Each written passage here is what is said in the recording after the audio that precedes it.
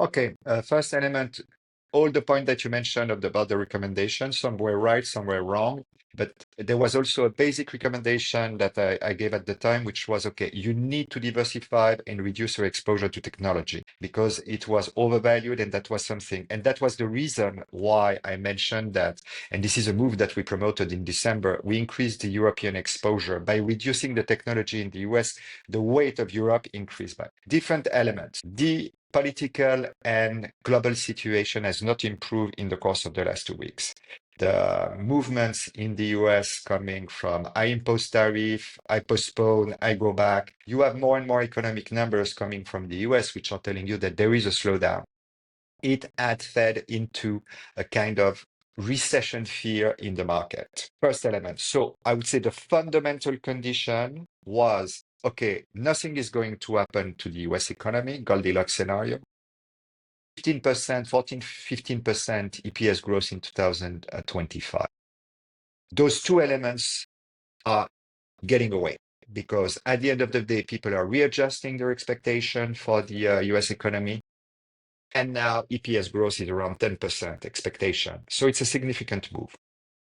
So I think that those elements are very important because it begins to tell you as there is a repricing of those elements that there could be some value in equities. The second element, VIX, the volatility index, is at 28. It has gone out of its historical range. And you have some elements there that are telling you that the stress or the kind of panic of individuals is getting higher and higher. Retail investors have cut the position very significantly, and their optimism is very negative, very pessimistic about the situation. All those factors are telling you that I will not answer with a definite answer, but we are getting close to a point where there will be some opportunity on the market.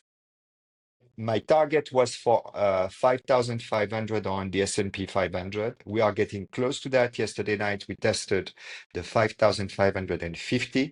So I am inclined to consider that maybe there are some opportunity that will emerge in the coming days. Are there any sectors that you're looking at particularly? We had reduced it quite significantly, the technology sector. I think that you have currently some kind of wave, which is also connected to DeepSeek.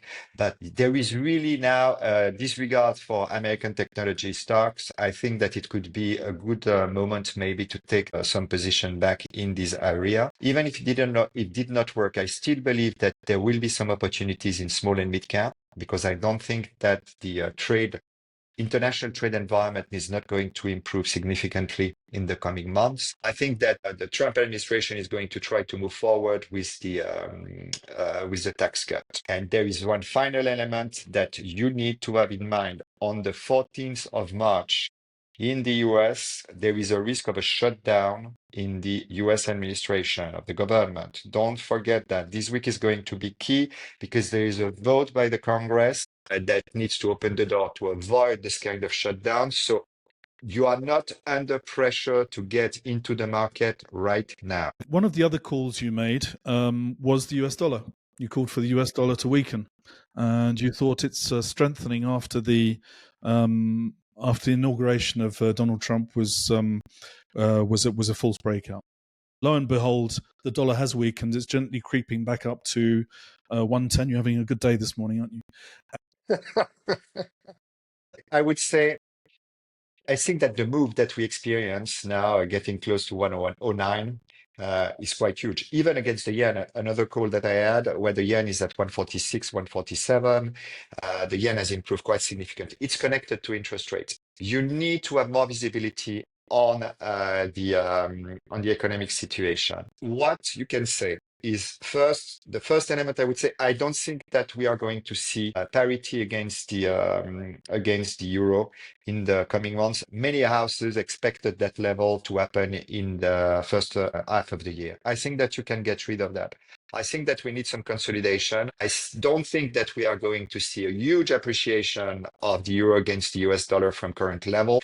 I think that you can imagine 110, 112, but otherwise, I don't see any reason to believe that we are going to go to 120 in the course of the coming year. The main reason being that don't forget that what happened on the bond market in Europe last week was huge. When you see 40 basis points increase in the German Bund, this is a factor that supports significantly the euro. I don't see that we are going to see 40 basis points more on the 10-year bond in the coming months. Thank you very much, Francois. I think that's all we got time for. I look forward to seeing you next Monday. See you next Monday. Bye-bye. Bye bye.